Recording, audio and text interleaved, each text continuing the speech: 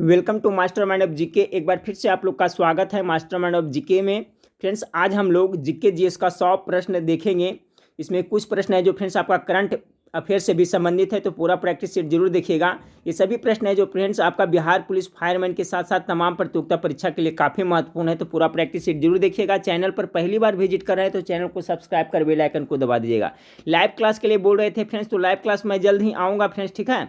अभी एग्जाम का डेट भी घोषित नहीं हुआ है फ्रेंड्स, और अभी क्या है, सिलेबस के अनुसार मैं क्वेश्चन टाइप कर रहा हूं, तो उसमें मैं बिजी हूं बिहार पुलिस फायरमैन के। तो जल्द ही मैं आप लोग के लिए लाइव क्लास भी आऊँगा 8:30 बजे फ्रेंड्स। तो चलिए, अभी मैं ऑफलाइन वीडियो आप लोग को प्रोवाइड करा रहा हूँ। आप लोग गेस करते चलिए फ्रेंड्स, कोशिश करेंगे कम समय में। टोटल 100 प्रश्न है। आज का पहला सवाल आप लोग के सामने है। पहला सवाल आप लोग के सामने है फ्रेंड्स, देखिए करंट अफेयर्स का, कि 2020 का नोबेल शांति पुरस्कार किस संस्था को प्राप्त हुआ। गेस करते चलेगा फ्रेंड्स, ठीक है।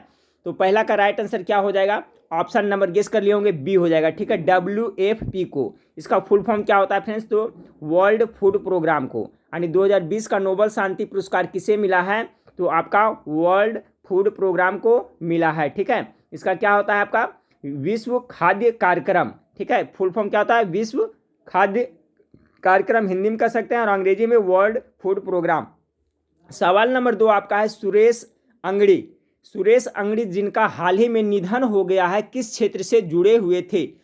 सुरेश अंगड़ी किस क्षेत्र से जुड़े हुए थे, तो ये जुड़े हुए थे फ्रेंड्स, राजनीति से जुड़े हुए थे। ऑप्शन नंबर ए इसका करेक्ट आंसर होगा, याद रखिएगा, सुरेश अंगड़ी किससे, राजनीति से। अगला सवाल 3 नंबर सवाल है, वर्तमान समय में अगस्त 2020 में किसे नया चुनाव आयुक्त बनाया गया है 2020 में, ठीक है फ्रेंड्स। इसमें देखिए कुछ प्रश्न है करंट अफेयर से है, और सभी को पता है बिहार पुलिस फायरमैन का जो नया सिलेबस है उसमें आपको समसामयिक करंट अफेयर से 2-4 प्रश्न पूछा जाएगा। तो अभी से आप लोग 2020 और 2019 और 2021 का करंट अफेयर्स नज़र में जरूर रखिएगा। 3 नंबर सवाल का जो राइट आंसर होगा फ्रेंड्स, आपका ऑप्शन नंबर बी हो जाएगा, राजीव कुमार को, ठीक है। चलिए सवाल नंबर 4 को देखिए, तेनजिंग नार्गे राष्ट्रीय एडवेंचर पुरस्कार, तेनजिंग नार्गे राष्ट्रीय एडवेंचर पुरस्कार 2019 किसे प्राप्त नहीं हुआ है, ठीक है। बाकी इसमें 3 को प्राप्त हुआ है और 1 को नहीं प्राप्त हुआ है। तो देखिए आपका अनीता कुंडू को नहीं प्राप्त हुआ है, बाकी अनीता देवी, टाका तामुम और गजानंद यादव को तेनजिंग नार्गे राष्ट्रीय एडवेंचर पुरस्कार मिला है। 5 नंबर सवाल को देखिए, our draft saving the dedian saver नामक पुस्तक के लेखक कौन है। सवाल नंबर 5 को देखिए, our draft saving the dedian saver, इसका लेखक कौन है। तो 5 नंबर सवाल का राइट आंसर हो जाएगा फ्रेंड्स, ऑप्शन नंबर डी, यानी कि उर्जित पटेल ने लिखा है। 6 नंबर सवाल को देखिए, राष्ट्रीय हथकरघा दिवस किस तिथि को मनाया जाता है। बहुत ही इंपॉर्टेंट सवाल है। देखिए तिथि का है, जो दिवस का कॉन्सेप्ट आप लोग जरूर क्लियर रखिएगा, इससे 1-2 प्रश्न आपको जरूर पूछा जाता है। 6 नंबर सवाल को राइट आंसर क्या होगा फ्रेंड्स, तो 7 अगस्त को राष्ट्रीय हथकरघा दिवस मनाया जाता है, ठीक है। चलिए अगला सवाल को देखते हैं। 7 नंबर सवाल आपके सामने है कि किस देश में खुदाई के दौरान 1100 वर्ष पुराने सोने का सिक्का प्राप्त हुआ है। कितना, 1100 वर्ष पुराने। हाल ही में किस देश में खुदाई हुआ है जहां पर 1100 वर्ष पुराने सोने के सिक्के प्राप्त हुए हैं। 7 का करेक्ट आंसर इजराइल हो जाएगा, ठीक है। 8 नंबर सवाल को देखिए, 8 नंबर सवाल है, कौन सी महिला क्रिकेटर लगातार 4 गेंदों पर 4 विकेट प्राप्त करने वाली पहली खिलाड़ी बनी है। कौन सी ऐसी महिला क्रिकेटर है जो 4 गेंद पर कितना, 4 विकेट लिया, वो पहली खिलाड़ी बन गई है। 8 का correct answer option number Anuradha Doda, ठीक है। अनुराधा डोडा, ये आपका जो जर्मनी का, ठीक है, जर्मनी का जो क्रिकेट है फ्रेंड्स, महिला क्रिकेट, उसका एक कप्तान का नाम है, कप्तान है ये अनुराधा डोडा। इन्होंने 4 गेंद पर 4 विकेट लिए हैं, ठीक है। तो याद रखिएगा, ये अनुराधा डोडा जो कहाँ का है, जर्मनी के क्रिकेटर, महिला क्रिकेटर हैं। 9 नंबर सवाल, अगस्त 2020 में राहत इंदौरी का निधन हो गया, वो किस क्षेत्र से थे। राहत इंदौरी बहुत बड़े शायर थे फ्रेंड्स, ठीक है। उन्होंने बहुत सारा अच्छा शायरी भी कहा है फ्रेंड्स। जैसे उनका एक था कि जमीन अच्छी है, आसमान अच्छा है, हम और आप अच्छे हैं तो सारा जहान अच्छा है। तो इन्होंने राहत इंदौरी साहब ने ये कहा था। तो ये किस क्षेत्र से, तो ये शायर थे, ठीक है। एक शायर था आपका, मुशायरा भी करते थे, गीत भी लिखते थे, ठीक है। तो 9 नंबर सवाल का राइट आंसर क्या हो जाएगा, ऑप्शन नंबर ए, गीत संगीत और शायर थे, ठीक है। बहुत बड़ा फेमस शायर आप लोग सुने होंगे राहत इंदौरी का नाम। चलिए सवाल नंबर 10 को देखिए ऑप्शन में आपका गीत संगीत लिखा हुआ है फ्रेंड्स, तो कुछ फिल्मों में इन्होंने गीत भी लिखा था, ठीक है। अगर यहाँ पर मुशायरा रहता, शायरी से रहता, ठीक है, तो वहाँ पर हो जाता। तो 10 नंबर सवाल का देखिए, अलेक्जेंडर लुकाशेंको किस देश के नवनिर्वाचित राष्ट्रपति हैं? Alexander Lukashenko. 10 नंबर सवाल का correct answer option number C होगा, ये बेलारूस का है। ठीक है, कहाँ का? बेलारूस का। चलिए सवाल नंबर 11 को देखिए। गणतंत्र दिवस 2020 का मुख्य अतिथि थे। तो गणतंत्र दिवस 2020 का मुख्य अतिथि कौन थे, इसके बारे में पहले भी मैं आपको बता चुका हूँ फ्रेंड्स। 11 का जो राइट आंसर हो जाएगा ऑप्शन नंबर ब्राजील के राष्ट्रपति। ठीक है, 71वें गणतंत्र दिवस के अवसर पर 2020 के मुख्य अतिथि ब्राजील के राष्ट्रपति जायर बोल्सोनारो थे। ठीक है, तो इसका राइट आंसर ऑप्शन नंबर ए हो जाएगा। चलिए सवाल नंबर 12 को देखें कि अराज पत्रिका नौकरियों के लिए सीईटी सेट के आयोजन हेतु किस नई संस्था का गठन किया गया है? तो कह रहा है कि अराज पत्रिका नौकरियों के लिए सेट के आयोजन हेतु किस नई संस्था का गठन किया गया है? तो 12 का जो करेक्ट आंसर हो जाएगा ऑप्शन नंबर ए होगा, राष्ट्रीय भर्ती एजेंसी को। 12 का ए हो गया फ्रेंड्स। सवाल नंबर 13 देखें। अभी देखिए करंट अफेयर से कुछ आपका 25 से 30 प्रश्न रहेगा फ्रेंड्स, बाकी सभी रहेगा आपका जीके जीएस से। 13 नंबर देखें, पहली किसान रेलगाड़ियां कहां से कहां तक के लिए चलाई जा रही है? ये भी करंट अफेयर्स का क्वेश्चन है। पहली किसान रेलगाड़ियां, अच्छा सवाल है। 13 का करेक्ट आंसर हो जाएगा friends option number C, Deolali से दानापुर तक चलाई जा रही है। पहली किसान रेलगाड़ियां देवलाली से दानापुर तक। 14 नंबर, मेघालय का नया नव नियुक्त राज्यपाल कौन है? 14 नंबर सवाल का जो आपका करेक्ट आंसर हो जाएगा option number B, Satyapal Malik. 15 number सवाल, AR2770 क्या है? जो हाल ही में काफ़ी चर्चा में रहा था, देख लें AR2770 क्या है ये? 15 का करेक्ट आंसर ऑप्शन सौर धब्बा है। ये क्या है? सौर धब्बा है। चलिए सवाल नंबर 16 को देखते हैं। 16 नंबर सवाल आपका है कि किसे यूनिसेफ द्वारा भारत की सबसे पहली यूथ एम्बेसडर बनाया गया है? यूनिसेफ के द्वारा भारत के सबसे यूथ एम्बेसडर किसे बनाया गया है? 16 का हो जाएगा हिमा दास को बनाया गया। ये देखिए बहुत अच्छा करंट अफेयर्स का क्वेश्चन है, याद रखिएगा। यूनिसेफ का मुख्यालय पूछता है फ्रेंड्स कभी कभी, तो आप इसको जरूर याद रखिए। यूनिसेफ का मुख्यालय है जो कहाँ है? न्यूयॉर्क में है। ठीक है, एक यूनिसेफ हो गया, एक यूनेस्को। यूनेस्को का फ्रांस पेरिस में है फ्रेंड्स, याद रखेगा। यूनिसेफ का मुख्यालय कहाँ है? तो न्यूयॉर्क में है। चलिए अगला सवाल को देखते हैं, 17 नंबर सवाल को। 17 नंबर सवाल आप लोग के सामने है कि 2019 का AFC एशियन कप फुटबॉल का आयोजन किस देश में किया गया 2019 में? 17 नंबर सवाल का right answer option number D हो जाएगा, संयुक्त अरब अमीरात में किया गया था। कहाँ? तो संयुक्त अरब अमीरात में। सवाल नंबर 18 को देखिए। 18 नंबर सवाल है, एक ही आपातकालीन नंबर 112 लागू करने वाला देश का पहला राज्य कौन सा है? ठीक है, एक ही आपातकालीन नंबर कितना?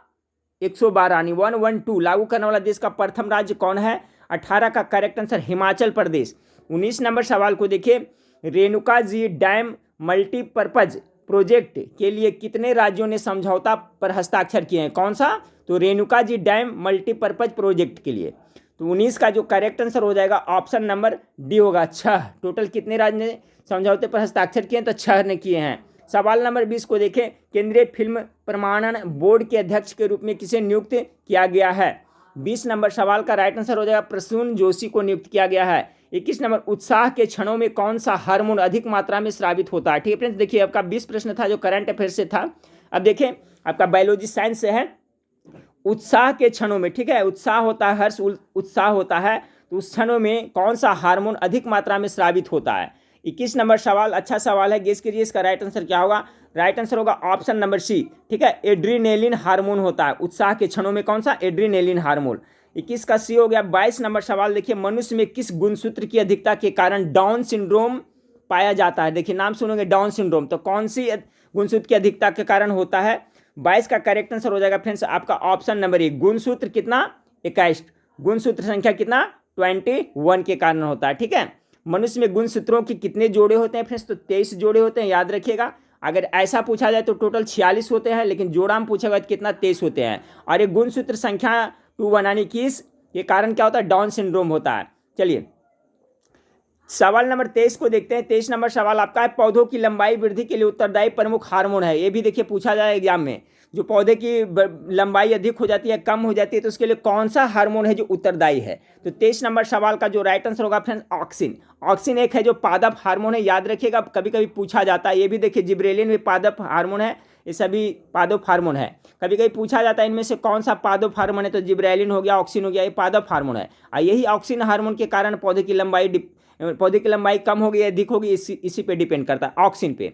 24 नंबर सवाल को देखिए, जल शोधक में किसका प्रयोग किया जाता है? जल शोधक में 24 नंबर सवाल का करेक्ट आंसर पाराबैंगनी किरण है। याद रखिए फ्रेंड्स कि जल शोधक में किसका प्रयोग किया जाता है? तो पाराबैंगनी किरणें का प्रयोग किया जाता है। 25 नंबर सवाल को देखिए, प्रोटीन की कमी के कारण कौन सी बीमारी होती है?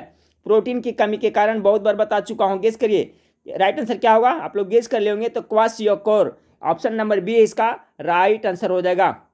क्वाशियोकोर रोग होता है जो प्रोटीन के कमी के कारण होता है।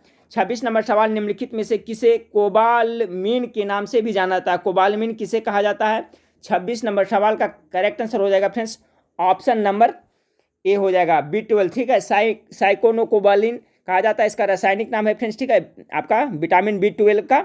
और विटामिन B7 का क्या है, तो आपका पता होगा आप लोग को, विटामिन B7 को क्या कहते हैं? विटामिन B7 के बायोटीन कहा जाता है, याद रखिएगा इसका रासायनिक नाम। विटामिन B5 को क्या कहते हैं? तो पेंटोथेलिक अम्ल कहा जाता है, ये भी याद रखिएगा। उसके बाद आपका बच गया विटामिन B9। ठीक है, तो विटामिन B9 को क्या कहते हैं? फोलिक अम्ल भी कहा जाता है। ये सभी को याद रखिएगा फ्रेंड्स। ठीक है, एक बार पुनः रिपीट कर देता हूं, विटामिन B12 को क्या कहता है? तो साइनोकोबालामिन कहा जाता है। विटामिन B7 को क्या कहता है? तो बायोटीन कहा जाता है। विटामिन B5 को पेंटोथेनिक अम्ल कहा जाता है, और विटामिन B9 को फोलिक अम्ल कहा जाता है। चलिए अगला सवाल देखते हैं, प्रतिबल का एसआई मात्रक क्या है? प्रतिबल का 27 नंबर सवाल का राइट आंसर हो जाएगा ऑप्शन नंबर बी, पास्कल। देखिए फ्रेंड्स, मैं एक बात बताना चाहूंगा, प्रैक्टिस सेट कैसा भी हो उसे करना चाहिए। इससे क्या है फ्रेंड्स, आपका तैयारी का लेवल पता चलता है। आप जो कहीं पढ़े हैं, किसी के द्वारा सुने हैं, यूट्यूब में सुने हैं, वेबसाइट पे पढ़े हैं, तो वो सब आपका माइंड में रहता है या नहीं रहता है, इससे आपको पता चलता है। क्योंकि प्रैक्टिस सेट में सभी तरह के प्रश्न और सभी क्षेत्र से लिए जाते हैं। ठीक है, इसलिए आपको प्रैक्टिस सेट प्रत्येक दिन एक जरूर करना चाहिए। या तो यूट्यूब पर मैं कराता हूँ उसको कर लिया, तो आपने खुद कर लिया, लेकिन एक प्रैक्टिस सेट आपको जरूर करें। कैसा भी प्रैक्टिस सेट हो, रेलवे ग्रुप डी का हो, एसएससी का, कोई भी हो प्रैक्टिस सेट, एक प्रैक्टिस सेट आप प्रत्येक दिन जरूर करें, इससे आपको आइडिया मिलेगा। चलिए, तो 27 नंबर सवाल है, प्रतिबल का एसआई मात्रक क्या है? तो आपका 27 का बी हो जाएगा, पास्कल हो जाएगा। ठीक है, अगला सवाल 28 नंबर सवाल आपका है कि निम्नलिखित में से किसे निकट दृष्टि दोष के रूप में जाना जाता है? अब देखिए, आपका जो बिहार पुलिस फायरमैन है फ्रेंड्स, उसमें निकट दृष्टि दोष को क्या कहते हैं? मायोपिया, और दूर दृष्टि दोष को हाइपरमेट्रोपिया। तो ये सब का मैं डिटेल से कॉन्सेप्ट समझा दिया हूँ। ठीक है, तो ये सब आप उसको जरूर याद रखिएगा। तो कह रहा है निम्नलिखित में से किसे निकट दृष्टि दोष के रूप में जाना जाता है? इसको मैं ट्रिक से भी बताया था। निकट दृष्टि नजदीक का, तो नजदीक में कौन रहेगा? पिया रहेगा। किसी भी कहता है मोरपिया, ठीक है, मायोपिया, यानी मायोपिया कहाँ रहेंगे? निकट में रहेंगे। तो निकट दृष्टि दोष रहेगा तो मायोपिया हो जाएगा फ्रेंड्स, और दूर दृष्टि दोष रहेगा तो हाइपरमेट्रोपिया हो जाएगा। इसमें कंफ्यूज नहीं होइएगा। आप जब भी पूछे कि निकट दृष्टि दोष को क्या कहता है, तो निकट दृष्टि, निकट में कौन रहेगा? पिया। ठीक है, किसी तरह से इसमें बिठा लें, तो पिया नजदीक रहता है, यानी निकट दृष्टि दोष हो गया मायोपिया। मोरपिया कहाँ रहेंगे? निकट में रहे, निकट दृष्टि दोष। अब कंफ्यूजन नहीं होगा, बच गया हाइपरमेट्रोपिया।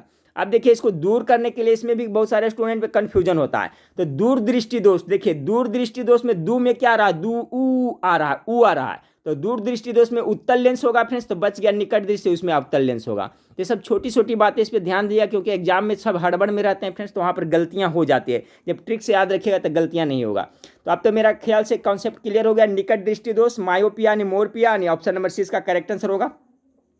चलिए 29 नंबर सवाल को देखते हैं, क्रोमोटोग्राफी तकनीक से क्या करते हैं? ठीक है, 29 नंबर सवाल का राइट आंसर होगा ऑप्शन नंबर डी हो जाएगा। 29 का मिश्रण से पदार्थों को अलग करना तथा उनका विश्लेषण करना होता है। ठीक है, ये क्रोमेटोग्राफी एक टेक्निक है। इसके माध्यम से मिश्रण से पदार्थों को अलग किया जाता है और उनका विश्लेषण किया जाता है।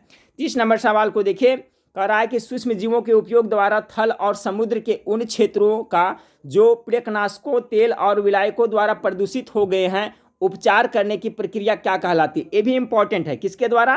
तो सूक्ष्म जीवों के उपयोग के द्वारा। ठीक है, किसके? सूक्ष्म जीवों के उपयोग के द्वारा थल और समुद्र के उन क्षेत्रों का जो प्रेकनाशकों, तेल और विलायकों द्वारा प्रदूषित हो जाते हैं, उसको उपचार करने की प्रक्रिया क्या कहलाती है? तो किसके द्वारा किया था? तो सूक्ष्म जीवों के द्वारा। और प्रक्रिया क्या कहलाती है? तो 30 नंबर सवाल का करेक्ट आंसर क्या होगा? 30 का जो करेक्ट आंसर होगा ऑप्शन नंबर डी हो जाएगा। उसको क्या कहता है? बायो रेमेडिएशन, यानी हिंदी में जैव उपचार। तो ये भी याद रखिएगा, ठीक है, दोनों को याद रखिएगा। ये सब क्वेश्चन को लिख करके याद करना चाहिए, थोड़ा सा मेहनत लगेगा, लेकिन इसको लिख करके बार बार 2-4 बार घर में देख लीजिएगा तो याद हो जाएगा। उसे जैव उपचार कह सकते हैं, ज़्यादा अंग्रेजी में देगा बायो रेमेडिएशन। 30 नंबर सवाल हो गया फ्रेंड्स। अब चलिए 31 नंबर सवाल को देखते हैं। 31 नंबर सवाल आपका है, जल आयनिक लवण का सुविलायक है क्योंकि। ये जल है जो आयनिक लवण का सुविलायक है, क्यों? तो 31 का करेक्ट आंसर हो जाएगा आपका ऑप्शन नंबर बी हो जाएगा फ्रेंड्स, यानी उसका विद्युत आघूर्ण अधिक है। यही कारण है, उसका विद्युत आघूर्ण क्या है? अधिक है। 32 नंबर सवाल को देखिए। 32 नंबर सवाल आपका है कि संतुलित रासायनिक समीकरण में अभिकारक पक्ष व उत्पाद पक्ष में किसकी संख्या समान होती है? ये देखिए, संतुलित रासायनिक समीकरण, बैलेंस जो होता है समीकरण, रासायनिक समीकरण, उसमें क्या कर रहा है कि संतुलित रासायनिक समीकरण में अभिकारक पक्ष व उत्पाद पक्ष में किसकी संख्या समान होती है? तो 32 का करेक्ट आंसर हो जाएगा ऑप्शन नंबर सी, परमाणु की संख्या क्या होता है उसमें? समान होती है। अगला सवाल को देखते हैं कि यदि किसी धातु के तार को इसकी प्रत्यास्था से अधिक तनित किया जाता है तो निर्मुक्त कर दिया जाता है तो क्या होगा? 33 का करेक्ट आंसर डी होगा। यह संकुचित होगी किंतु इसकी अंतिम लंबाई इसकी प्रारंभिक लंबाई से अधिक होगी। सवाल नंबर 34 को देखिए कि वायुमंडल में ओजोन की उपस्थिति महत्वपूर्ण है, ठीक है। ओजोन को क्या कह सकते हैं फ्रेंड्स? ओजोन गैस को हम लोग O3 कहते हैं, याद रखिएगा, क्योंकि यह सोख लेता है। क्या सोख लेता है? तो 34 का जो आपका करेक्ट आंसर होगा ऑप्शन नंबर बी होगा ना, केवल पाराबैंगनी विकिरण को। तो ठीक है, ओजोन परत है जो किसको रोकता है? तो केवल पाराबैंगनी विकिरण को आपका सोख लेता है, ठीक है। चलिए अगला सवाल को देखिए। अगला सवाल 35 नंबर सवाल है, निम्नलिखित में से किन पुस्तकों का संबंध गैलीलियो गैलीली से है? गैलीलियो गैलीली से कौन सा है? तो 35 का जो करेक्ट आंसर हो जाएगा फ्रेंड्स आपका 1, 2, 3, 4 यानी सभी। ऑप्शन नंबर डी इसका करेक्ट आंसर। याद रखिए, निम्नलिखित में किन पुस्तकों का संबंध गैलीलियो गैलीली से है? तो ये जितने सारे पुस्तक है फ्रेंड्स सभी है जो आपका किसके द्वारा लिखा गया है? तो गैलीलियो गैलीली के द्वारा लिखा गया है। तो याद कर ले, द लिटिल बैलेंस के लेखक कौन है? तो Galileo Galilei. Starry messenger starry messenger का लेखक गैलीलियो गैलीली है। उसके बाद डिस्कोर्स ऑन फ्लोटिंग बॉडीज, इसका भी लेखक वही है। Letters on the sun spot, इसका लेखक भी कौन है? तो गैलीलियो गैलीली। तो चारों पुस्तक का आप लोग लिख करके याद कर लें। 36 नंबर सवाल को देखिए, पौधों में गैसों का विनिमय किसके द्वारा होता है? चलिए बताएं इसका फ्रेंड्स राइट आंसर क्या होगा 36 का। तो गैसों का विनिमय अगर जो देखा जाए पौधों में फ्रेंड्स, तो इसका आपका स्टोमेटा भी हो गया, लेंटिकलस हो गया, क्यूटिलेक्स, यानी इसका सही हो जाएगा, 6 भी हो जाएगा, ठीक है। ये बहुत इंपॉर्टेंट सवाल है, ऑप्शन नंबर डी। देखिए पौधों में जो गैसों का विनिमय होता है किसके द्वारा होता है? तो पत्ती में होता है। तो पत्ती में किसके द्वारा? तो आपका स्टोमेटा के द्वारा हो रहा है, लेंटिकलस के द्वारा और क्यूटिकल के द्वारा, सभी के द्वारा होता है। ये याद रखें, तीनों के द्वारा होता है। बहुत इंपॉर्टेंट सवाल है। चलिए अगला सवाल आपका है कि भारतीय मूल का वैज्ञानिक जिन्होंने कोशिका के अंदर प्रोटीन का निर्माण करने वाले राइबोसोम की कार्यप्रणाली व संरचना के उत्कृष्ट अध्ययन के लिए नोबेल पुरस्कार किस क्षेत्र के लिए प्रदान किया गया था? तो 37 का राइट आंसर क्या होगा फ्रेंड्स? रसायन शास्त्र के लिए, ठीक है। 37 का जो राइट आंसर हो जाएगा आपका ऑप्शन नंबर बी हो जाएगा। भारतीय मूल का वैज्ञानिक जिन्हें कोशिका के अंदर प्रोटीन का निर्माण करने वाले राइबोसोम की कार्यप्रणाली संरचना के उत्कृष्ट अध्ययन के लिए, यही ने बताया था। तो किसके क्षेत्र में, कौन सा क्षेत्र में मिला था? तो रसायन क्षेत्र में इनको पुरस्कार मिला था। कब मिला था? तो 2009 में इनको रसायन पुरस्कार दिया गया था। इनका नाम क्या था फ्रेंड्स? तो आपका वेंकटरमन, ठीक है, वेंकटरमन रामकृष्णन को याद रखिएगा। चलिए सवाल नंबर 38 को देखिए। इसरो द्वारा प्रक्षेपित वह उपग्रह जो DTH सेवाओं की आवश्यकता को पूरा करने के लिए छोड़ा गया था। चलिए अच्छा सवाल है फ्रेंड्स। DTH सेवाओं के आवश्यकता को पूरा करने के लिए छोड़ा गया था इसरो द्वारा, कौन सा उपग्रह? 38 नंबर सवाल का हो जाएगा इनसेट 4 सीरीज का पहला उपग्रह था वो, ठीक है, जो था इनसेट 4 सीरीज का पहला उपग्रह था। उसका नाम क्या था फ्रेंड्स? तो इसका राइट आंसर ऑप्शन है इनसेट 4A। इसका राइट आंसर ये हो जाएगा, ठीक है। याद रखिए इनसेट 4A था, ना कि इनसेट 3B ये सब था, इनसेट 4A। 38 का जो राइट आंसर हो जाएगा आपका ऑप्शन नंबर सी हो जाएगा। 39 नंबर सवाल देखिए, निम्न में से बेमेल कौन है? निम्न में से बेमेल कौन है? 39 नंबर सवाल का देखिए कौन सा है? कह रहा है फ्रेंड्स विक्रम साराभाई अंतरिक्ष केंद्र अहमदाबाद। पहला ही तो आपका गलत है फ्रेंड्स, ये विक्रम साराभाई अंतरिक्ष केंद्र अहमदाबाद में बिल्कुल गलत है। ये आपका कहाँ पड़ता है? केरल के तिरुअनंतपुरम में पड़ता है, ठीक है। ये आपका विक्रम साराभाई अंतरिक्ष के अहमदाबाद में, तो यही तो आपका बेमेल है। बाकी इसरो का मुख्यालय बेंगलुरु है। उपग्रह प्रक्षेपण केंद्र श्रीहरिकोटा, ये भी सही है। राष्ट्रीय सुदूर संवेदन अभिकरण हैदराबाद, ये भी सही है। आपका पहला ही गलत है। 40 नंबर सवाल को देखिए कि ऑर्डर ऑफ लेनिन पुरस्कार से पुरस्कृत भारतीय हैं। ये भी सवाल बहुत बार एग्जाम में पूछा जाता है। ऑर्डर ऑफ लेनिन पुरस्कार से पुरस्कृत भारतीय कौन है? तो 40 का हो जाएगा option number C, Rakesh Sharma को, ठीक है। राकेश शर्मा भारत का प्रथम अंतरिक्ष यात्री भी जाने जाते हैं यही फ्रेंड्स। अगर पूछा जाए भारत का प्रथम अंतरिक्ष यात्री कौन है तो राकेश शर्मा है ना। राकेश शर्मा को सोवियत संघ के ऑर्डर ऑफ लेनिन पुरस्कार से सम्मानित किया गया था, ठीक है। इसको जरूर आप लोग याद रखिएगा। चलिए अगला सवाल आपका है 41 नंबर सवाल है कि ब्लैक होल सिद्धांत की खोज किसके द्वारा की गई थी? चलिए इसका जवाब आप लोग फटाक से बताएं, क्या हो जाएगा?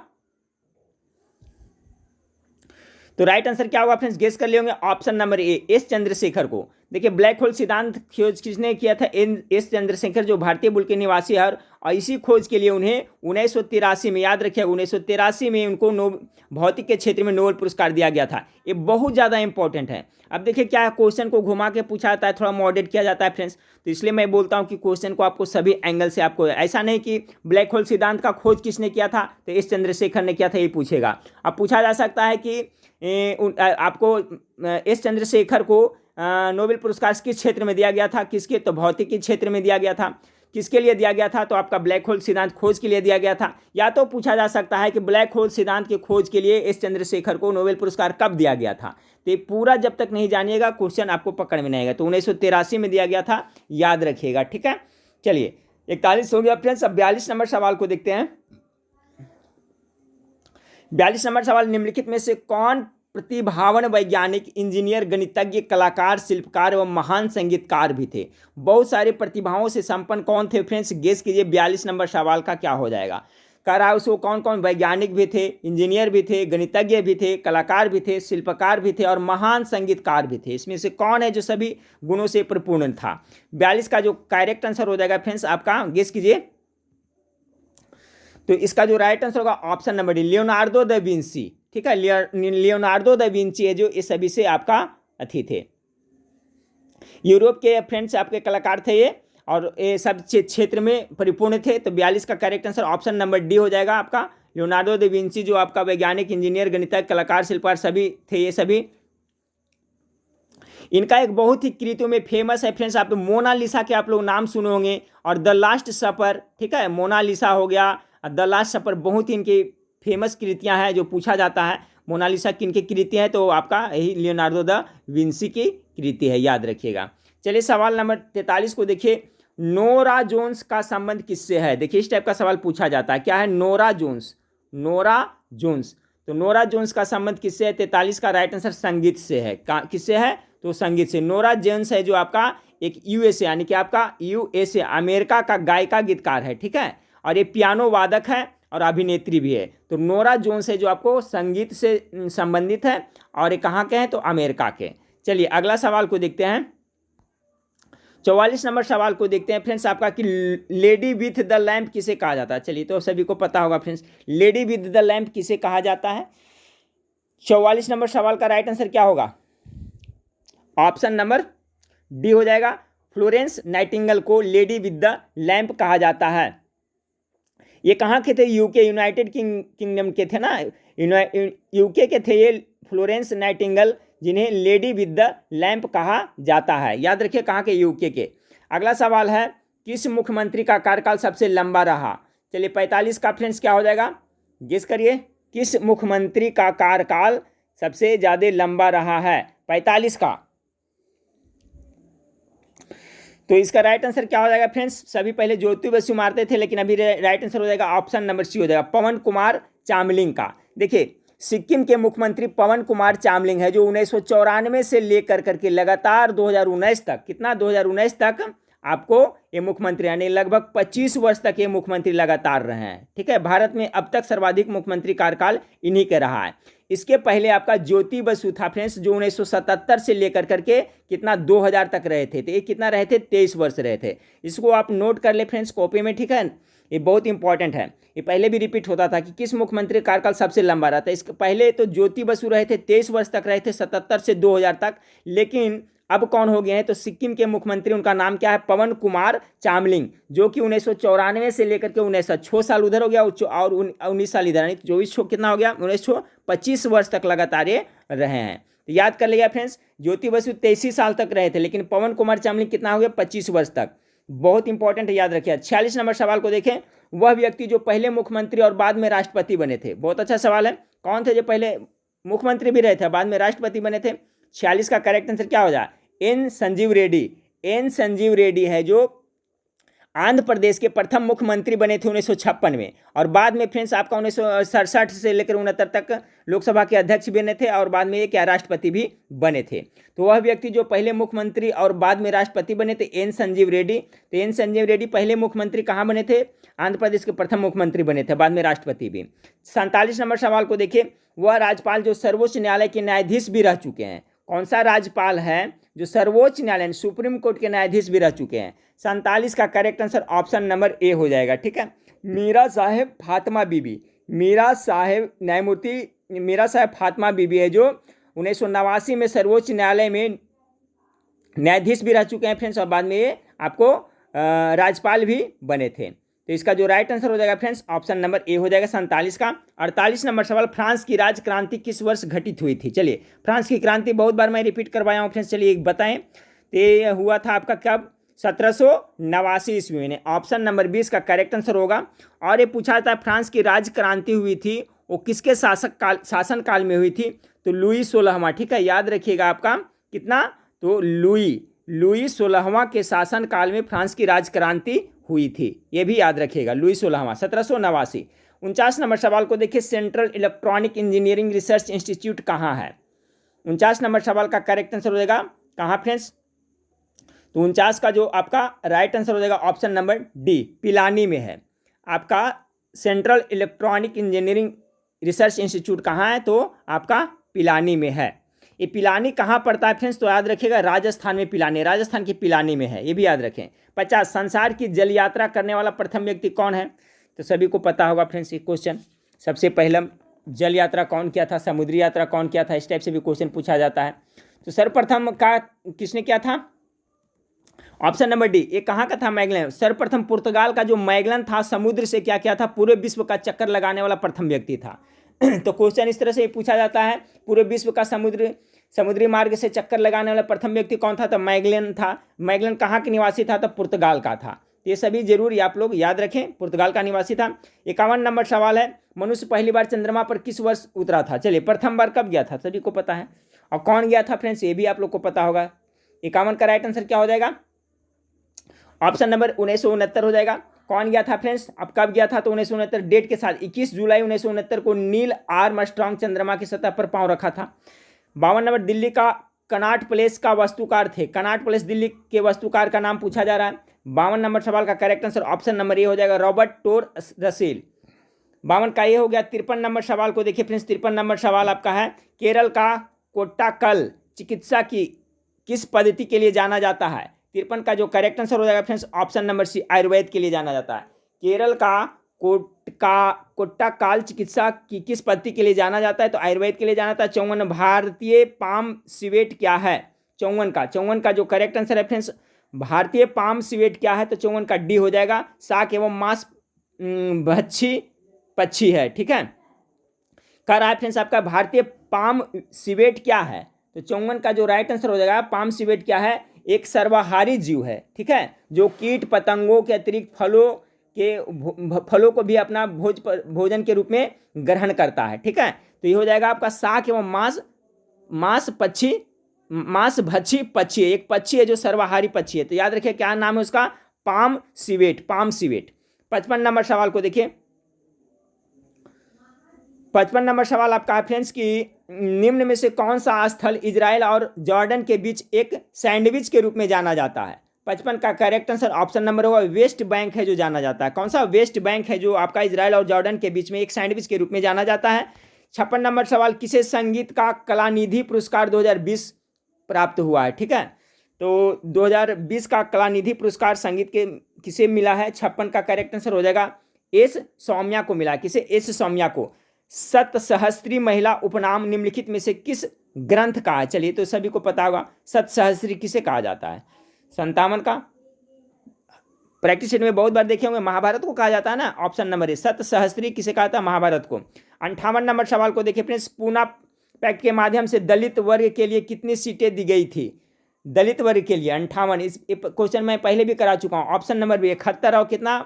71 से बढ़ाकर कितना? 147 पूना पैक्ट के माध्यम से। ठीक है, पहले कितना था? 71 था, लेकिन जब पूना पैक्ट 1932 ईस्वी में हुआ था महात्मा गांधी और अम्बेडकर के बीच में, तो दलितों को वर्ग के लिए सीटों कितना गए थे? 71 से बढ़ाकर कितना? 147 कर दिया गया था। चलिए 59 नंबर सवाल को देखते हैं फ्रेंड्स। 59 नंबर सवाल, कांग्रेस ने खिलाफत आंदोलन का समर्थन किया मुख्यतः? 59 का राइट आंसर मुसलमानों की सहानुभूति के लिए। देखिए, कांग्रेस ने खिलाफत आंदोलन का समर्थन किया था तो किसके लिए? अगर नहीं करता तो मुसलमानों को सहानुभूति नहीं ले पाता।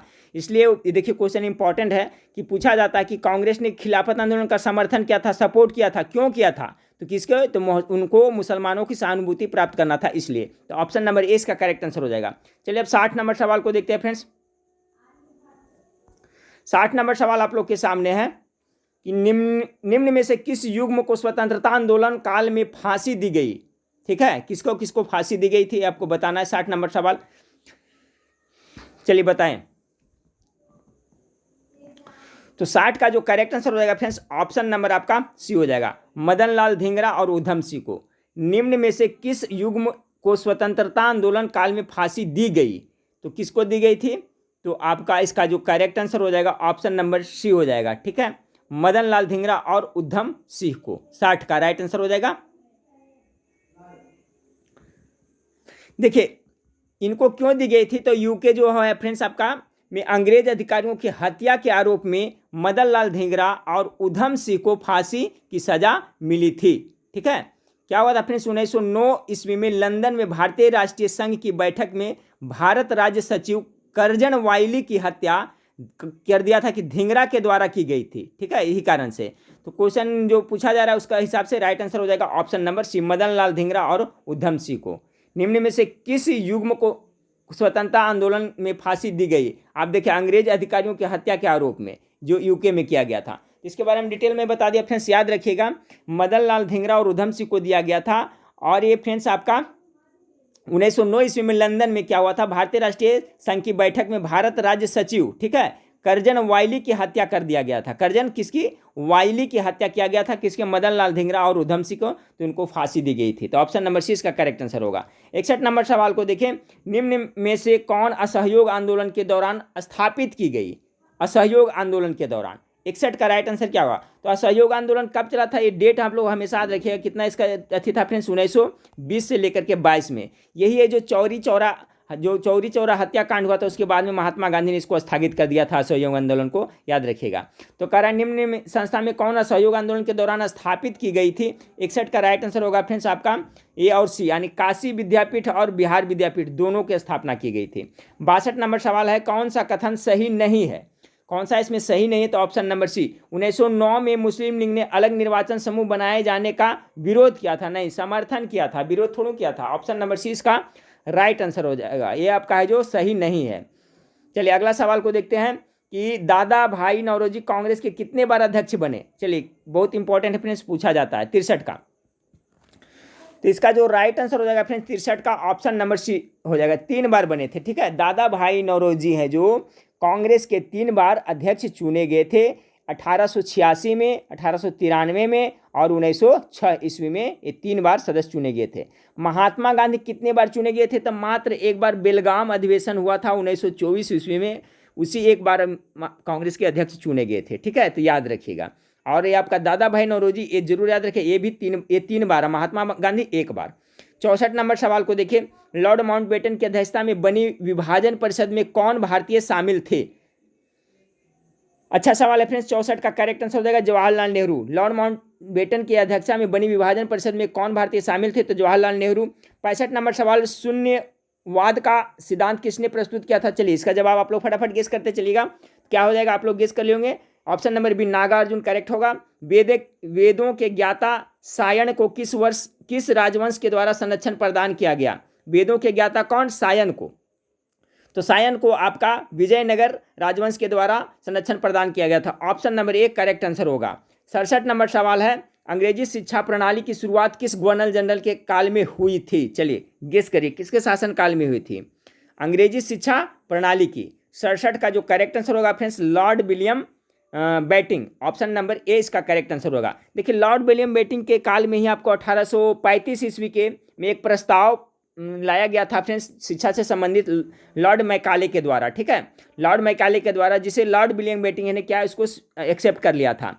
तो देखिए दो तरह से इसमें क्वेश्चन पूछा जाता है, एक कि भारत में अंग्रेजी शिक्षा पर विशेष जोर किसने दिया था फ्रेंड्स? तो आपको लॉर्ड मैकाले को बनाना था। अगर पूछा जाए तो भारत में अंग्रेजी शिक्षा का जनक कहा जाए तो किसे कहा जाएगा? लॉर्ड मैकाले को। इसको नोट कर लीजिएगा। अगर पूछा जाए कि भारत में अंग्रेजी शिक्षा का जनक कौन है तो लॉर्ड मैकाले है। लॉर्ड मैकाले के प्रस्ताव को ही लॉर्ड विलियम बेटिंग 1935 ईस्वी में एक्सेप्ट कर लिया था। ठीक है, तो दोनों के इंपॉर्टेंट है। तो कर अंग्रेजी शिक्षा प्रणाली की शुरुआती किसके शासनकाल में? तो लॉर्ड विलियम बेटिंग के। ठीक है, अप्रूव इसने ही किया था। लॉर्ड विलियम बेटिंग ने ही स्वीकृति दिया था और पारित किया था प्रस्ताव को, लेकिन शुरुआत किसने किया था, ये प्रस्ताव लाया किसने था? तो लॉर्ड मैकाले ने। इसलिए भारत में अंग्रेजी शिक्षा का जनक किसे कहा जाता है? तो लॉर्ड मैकाले को कहा जाता है। अब किसके शासनकाल में शुरू हुआ था? तो लॉर्ड विलियम बेटिंग। तो दोनों का कॉन्सेप्ट क्लियर रखेगा। 68 नंबर सवाल को देखें, पंजाब के विलय के पश्चात पंजाब पर शासन करने के लिए कौन बनाए गए परिषद का सदस्य नहीं था? 68 का करेक्ट आंसर हो जाएगा option number D, HM Eliot नहीं था। 69 नंबर सवाल को देखिए, किसका कथन है, ईश्वर की इच्छा थी कि मैं सब धर्मों को एक निगाह से देखूं, इसलिए उसने दूसरी आंखों की रोशनी ले ली। चलिए बहुत ही इंटरेस्टिंग स्टेटमेंट है फ्रेंड्स। ये किसका कथन है कि ईश्वर की इच्छा थी कि मैं सब धर्मों को एक ही निगाह से देखूं, इसलिए उसने दूसरी आंख की रोशनी ले ली, यानी उसका एक आंख की रोशनी चली गई थी। अब देखिए कह रहा था एक आंख इसलिए मेरा है कि ईश्वर की यही इच्छा था, क्योंकि मैं एक ही आंख से सब धर्मों को एक ही आंख से देखूं। ठीक है, थोड़ा सा बचकाना जैसा लग रहा है फ्रेंड्स स्टेटमेंट। तो इसका जो राइट आंसर है 69 का ऑप्शन नंबर ए हो जाएगा, रणजीत सिंह का था। 69 का ए था, महाराजा रणजीत सिंह ठीक का था। ठीक है, 70 नंबर सवाल को देखिए। 70 नंबर सवाल आपका 1921 में मोपला विद्रोह कहाँ हुआ था? चलिए बहुत बार बताए हैं, ये सब याद रखिए फ्रेंड्स। तो मोपला विद्रोह कहाँ हुआ था? आपका केरल का मलबार तट पर हुआ था ना, कितना बार बताया हूँ। तो इसका जो राइट आंसर हो जाएगा ऑप्शन नंबर क्या, 70 का सी हो जाएगा, मलबार तट। तो केरल का मलबार क्षेत्र में 1921 ईस्वी में आपका मोपला विद्रोह हुआ था। चलिए अगला सवाल को देखते हैं। पत्रकार के कर्तव्य का निर्वहन करते हुए जेल जाने वाला प्रथम भारतीय कौन थे? 71 का करेक्ट आंसर हो जाएगा फ्रेंड्स, कौन? आपका बाल गंगाधर तिलक ना, ऑप्शन नंबर ए इसका करेक्ट आंसर। राजा राम मोहन राय को राजा जी की उपाधि किसने दिया था? देखिए राजा राम मोहन राय जिन्होंने 1828 ईस्वी में ब्रह्म समाज की स्थापना किया था, भारत का पुनर्जागरण का तारा या जनक इन्हीं को कहा जाता है, और इन्होंने सती प्रथा का भी विरोध किया था। ठीक है फ्रेंड्स, तो 1828 में इन्होंने ब्रह्म समाज की स्थापना किया था, और इन्हीं के प्रयास के फलस्वरूप 1829 ईस्वी में लॉर्ड विलियम बेटिंग ने सती प्रथा को अमान्य घोषित किया था, रद्द किया था। तो ये सब पढ़ा चुका हूँ, सभी का कॉन्सेप्ट क्लियर रखिएगा। तो दो चीज़ बताया फ्रेंड्स, 1828 में ब्रह्म समाज की स्थापना किसने किया था? राजा राम मोहन राय ने, और इन्हीं राजा राम मोहन राय के सपोर्ट से 1829 में लॉर्ड विलियम बेटिंग ने सती प्रथा को अंत किया था। अब कह रहा है राजा राम मोहन राय को राजा की उपाधि किसने दी थी? 72 नंबर सवाल का करेक्ट आंसर ऑप्शन नंबर क्या हो जाएगा? तो ऑप्शन नंबर अकबर द्वितीय ने दिया था। किसने? अकबर द्वितीय ने। 73 नंबर सवाल को देखिए कि किस अधिवेशन में कांग्रेस ने पहली बार भारतीय रियासतों के प्रति अपनी नीति को घोषित किया? 73 का करेक्ट आंसर हो जाएगा ऑप्शन नंबर ए, नागपुर में। ठीक है, कब? नागपुर में। तो नागपुर में हुआ था 1920 ईस्वी में। 1920 में राष्ट्रीय कांग्रेस का जो अधिवेशन हुआ था आपका नागपुर में हुआ था, उसी में आपका देशी रियासतों के प्रति अपनी नीति की घोषणा की थी। चलिए 73 हो गया फ्रेंड्स। चलिए 74 नंबर सवाल को देखते हैं। 74 नंबर सवाल आपका बंगाल के विभाजन के समय बंगाल का लेफ्टिनेंट गवर्नर कौन था? चलिए तो सभी को पता होना चाहिए फ्रेंड्स, बंगाल के विभाजन के समय बंगाल का लेफ्टिनेंट गवर्नर कौन था? 74 नंबर सवाल का।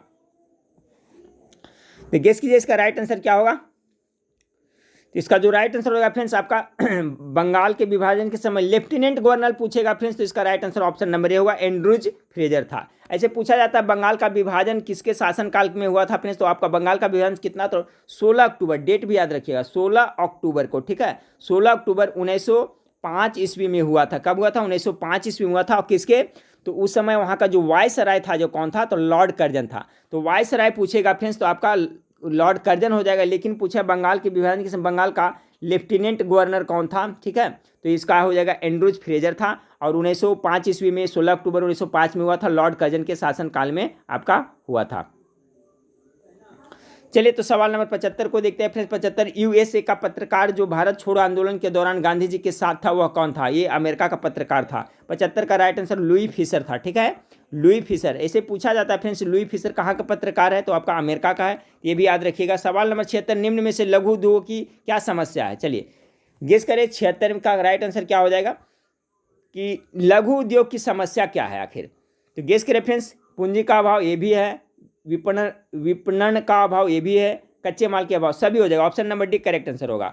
बंद अर्थव्यवस्था से आप क्या समझते हैं? चलिए इकोनॉमिक्स से सवाल है 77 का। देखिए इसलिए मैं बोलता हूँ प्रैक्टिस सेट में, देखिए आपको इकोनॉमिक्स हो गया, जीव विज्ञान हो गया, आप सभी ज्योग्राफी हो गया, इतिहास हो गया, वर्ल्ड इतिहास हो, सभी से प्रश्न पूछे जाता है। बंद अर्थव्यवस्था से आप क्या समझते हैं? 77 का correct answer option number C होगा। बंद अर्थव्यवस्था से आयात निर्यात क्या हो जाता है? बंद होता है, यानी ऑप्शन नंबर सी एक करेक्ट आंसर होगा। 78 नंबर सवाल को देखिए कि निम्न में से कौन अप्रत्यक्ष कर है? ठीक है, अप्रत्यक्ष कर का उदाहरण इसमें कौन है? 78 का राइट आंसर क्या होगा? उत्पाद कर है जो क्या है? अप्रत्यक्ष कर है। बाकी निगम कर, आयकर, ब्याज कर है जो आपका प्रत्यक्ष कर है। थारू जनजाति कहाँ के मूल निवासी है? थारू कहाँ निवास करती है? तो थारू निवास करती है आपका उत्तर प्रदेश में। ठीक है, ऑप्शन नंबर 20 का करेक्ट आंसर होगा। याद रखिए थारू जनजाति उत्तर प्रदेश। सूर्योदय का देश किसे कहा जाता है? चलिए फटाफट गेस करते चलिएगा। आप लोग गेस कर लिए होंगे। तो जापान को क्या कहा जाता है? सूर्योदय का देश कहा जाता है। डेटम रेखा क्या है? डेटम रेखा 81 नंबर सवाल। 81 नंबर सवाल का राइट आंसर क्या हो जाएगा? इसका हो जाएगा डेटम कार्य होता है समुद्र तल की क्षैतिज रेखा को क्या कहते हैं? डेटम रेखा कहता है। समुद्र तल की क्षैतिज रेखा, ठीक है, उसे क्या कहता है? डेटम रेखा। 81 का ए हो जाएगा। 82 नंबर सवाल को देखिए, एशिया का वह मरुस्थल जहां विश्व में सर्वाधिक जनसंख्या घनत्व पाया जाता है। चलिए ये भी सवाल बहुत बार कराए हैं, ये आपका क्या हो जाएगा? थार हो जाएगा। ठीक है, एशिया का सबसे बड़ा मरुस्थल भारत का जो राजस्थान है फ्रेंड्स में है वो आपका है, जहां पर सर्वाधिक जनसंख्या घनत्व पाया जाता है। 82 का राइट आंसर हो जाएगा ऑप्शन नंबर आपका बी हो जाएगा। अब देखिए ये जो थार मरुस्थल है वो कहाँ कहाँ तक फैला हुआ है? तो भारत में आपका राजस्थान हो गया, फिर गुजरात हो गया, एवं पाकिस्तान के सिंध प्रदेश तक ये फैला हुआ है। चलिए 83 नंबर सवाल को देखिए, फॉकलैंड द्वीप किस महासागर में स्थित है? ठीक है, चलिए 83 नंबर सवाल का राइट आंसर क्या होगा? ये फॉकलैंड है जो आपका फ्रेंड्स आपका ऑप्शन नंबर सी अटलांटिक महासागर में स्थित है। ठीक है, आप अटलांटिक महासागर में, ये फॉकलैंड द्वीप कहाँ पड़ता है? तो अटलांटिक महासागर में आपका ये स्थित है। और ये आपका कहाँ पड़ता है? दक्षिण अमेरिका में। ठीक है, एरिया बोले तो कहाँ? दक्षिण अमेरिका के अटलांटिक महासागर में है। 84 भारत के उत्तरी मैदान में शीत वर्षा होती है। चलिए ये सवाल तो बहुत बार बताया हूँ। भारत के उत्तरी मैदान में शीत वर्षा किससे होती है? तो 84 का करेक्ट आंसर हो जाएगा आपका पश्चिमी विक्षोभ से ना, ऑप्शन नंबर ए करेक्ट होगा। 85 नंबर सवाल को देखिए, भारत में लौह अयस्क निम्न में से किस क्रम के शैलों में पाया जाता है? लौह अयस्क, ठीक है, कौन सा शैलों में पाया जाता है? तो 85 का करेक्ट आंसर हो जाएगा ऑप्शन नंबर सी धारवाड़ शैलों में आपको पाया जाता है। 86 नंबर सवाल को देखिए, संविधान निर्मात्री परिषद की तदर्थ झंडा समिति का अध्यक्ष कौन थे? चलिए झंडा समिति का अध्यक्ष कौन थे? तो कौन होगा फ्रेंड्स आपका? तो गेस करिए 86 नंबर सवाल का राइट आंसर क्या होगा?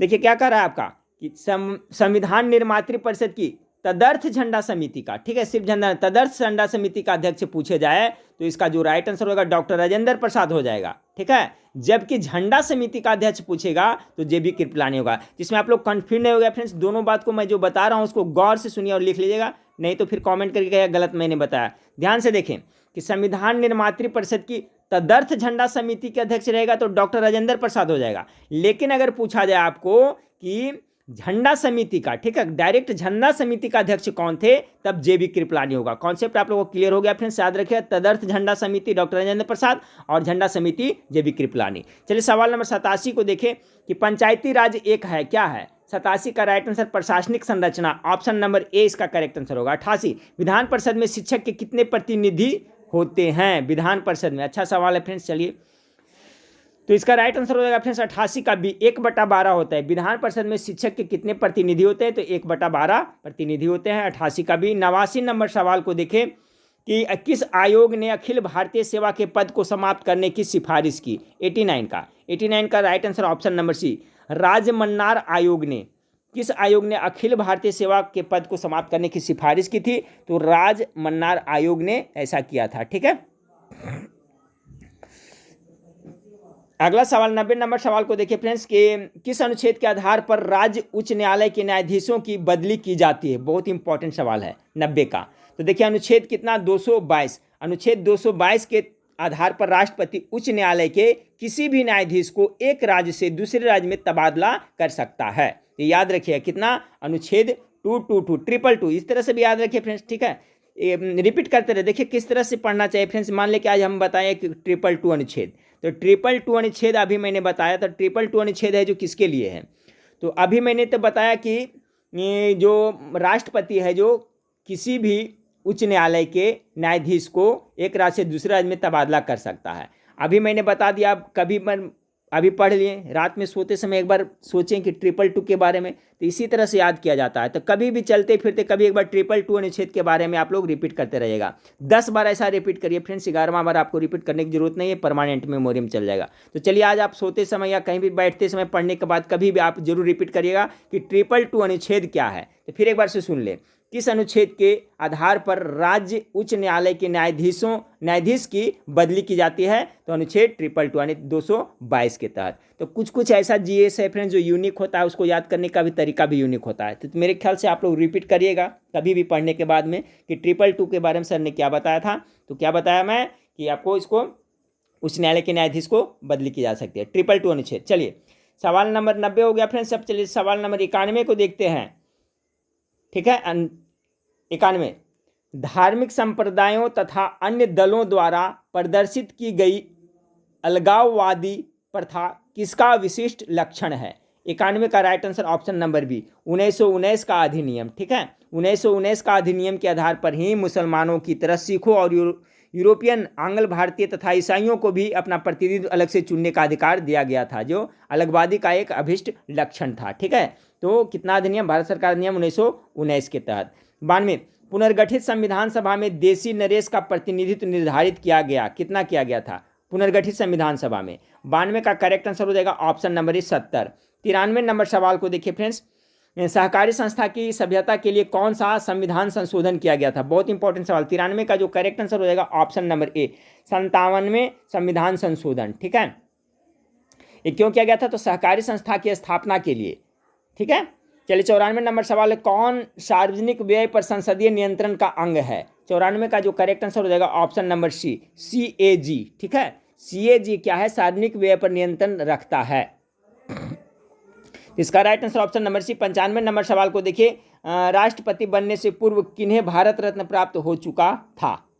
95 का देखिए क्या हो जाएगा? तो डॉक्टर जाकिर हुसैन को आपको राष्ट्रपति बनने से पूर्व आपको भारत रत्न प्राप्त हो चुका था। 95 का जो राइट आंसर हो जाएगा ऑप्शन नंबर ए हो जाएगा। ठीक है, राष्ट्रपति बनने के पूर्व किसके? तो डॉक्टर को हो चुका था। कब? 1963 में इसको मिल गया था।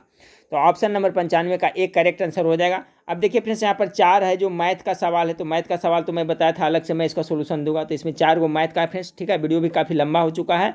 तो आप इसी तरह से हमारे चैनल से जुड़े रहें फ्रेंड्स। वेबसाइट पर भी जा करके आप पढ़ाई करते रहें। उस पर मैं सिलेबस के अनुसार अभी क्वेश्चन टाइप कर रहा हूँ। वेबसाइट का नाम सभी को पता है, gkmastermind.com। नहीं तो उसका लिंक भी इस वीडियो के नीचे डिस्क्रिप्शन में, वहाँ पर जाएं। वहाँ पर 30 प्रैक्टिस सेट है और बहुत सारा 10-10 करके प्रैक्टिस सेट दिया हुआ। वहाँ पर प्रैक्टिस सेट प्रत्येक दिन जा करके 10 मिनट 20 मिनट जरूर पढ़ें, रिपीट करते रहें, आपको जरूर याद हो जाएगा। नेक्स्ट वीडियो में फिर मिलते हैं। देखने के लिए थैंक यू, धन्यवाद।